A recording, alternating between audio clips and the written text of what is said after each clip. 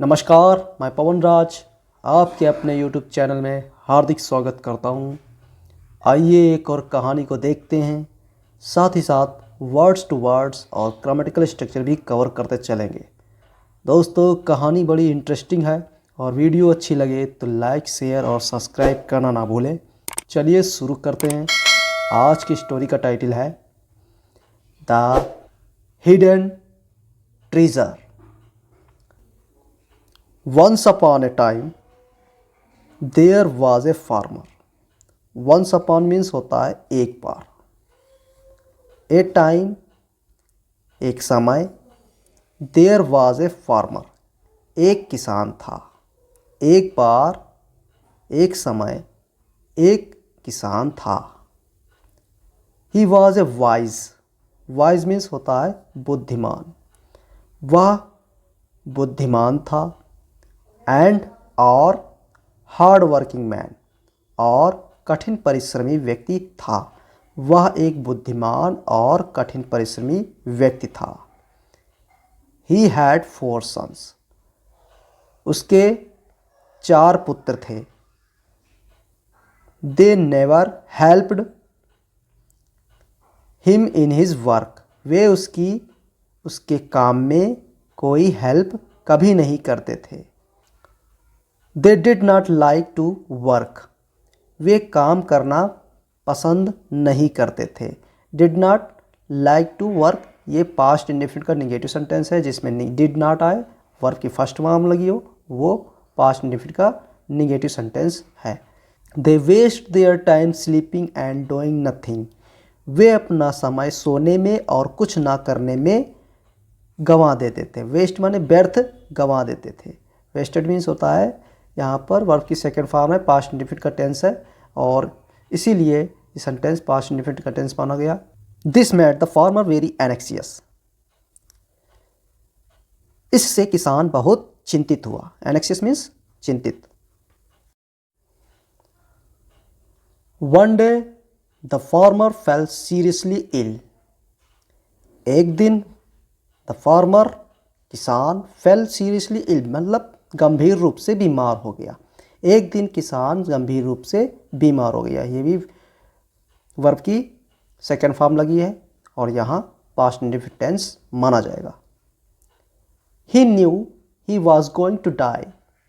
उसे ज्ञात था वह अब मरने वाला है। वह मरने जा रहा था।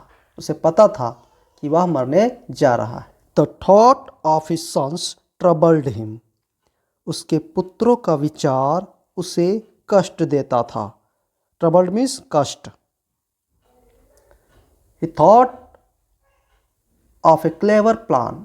उसने एक चतुर योजना सोची। मतलब थॉट मीन्स सोची, ये थिंक की सेकेंड फॉर्म लगी, ये भी पास्ट इंडेफिनिट टेंस है।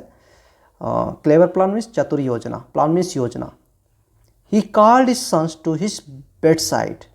उसने अपने पुत्रों को अपने पलंग के समीप बुलाया।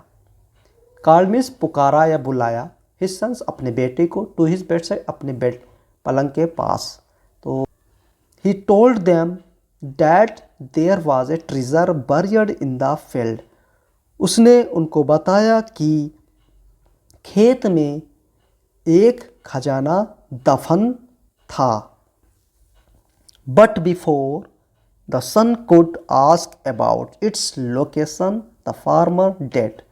पुत्रों के उसके जगह के पूछने से पहले उसकी किसान की मृत्यु हो गई। The sons were very pleased. पुत्र जो थे बहुत प्रसन्न हुए थे। Pleased means होता है प्रसन्न। They began to dig the field. They could not find any treasure there. उन्होंने खेत को खोदना शुरू कर दिया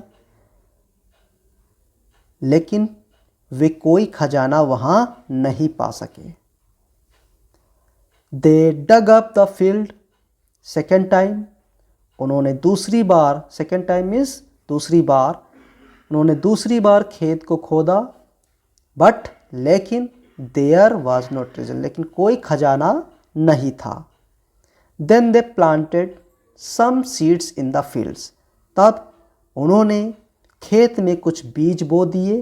दे वाटर्ड द फील्ड्स रेगुलरली, उन्होंने नियमित रूप से, रेगुलरली मीन्स होता है नियमित रूप से, वाटर मीन्स पानी लगाया खेत को, उन्होंने नियमित रूप से खेत में पानी लगाया। आफ्टर सम टाइम, कुछ समय बाद, after some time means after means बाद में, सम टाइम मीन्स होता है कुछ समय, तो कुछ समय बाद they had a bumper crops, bumper means होता है लार्ज अमाउंट ऑफ मेजर में, तो एक प्रकार से देखा जाए तो उनके पास अब अच्छी फसल काफ़ी मात्रा में उपलब्ध थी। क्रॉप्स मीन्स होता है, क्रॉप मीन्स होता है फसल। The sons sold the harvest in the markets, पुत्रों ने बाजार में फसल को बेच दिया, जो भी फसल से उन्हें अनाज प्राप्त हुआ। The money thus obtained made them rich, और जो धन था उसे उन्हें जो प्राप्त हुआ था वो उससे वो धनी हुए थे। तो it was now they understood what their father meant by treasure, अब इस प्रकार उनको समझ में आया कि उनके पिता का कहना यानी खजाना क्या था, असल में खजाना क्या था। दे प्रेज्ड हिम, उन्होंने उनकी प्रशंसा की, प्रेज्ड मीन्स प्रशंसा, एंड वोड और प्रतिज्ञा ली, to work hard henceforth, उन्होंने ये प्रतिज्ञा ली आगे कठिन परिश्रम करने की।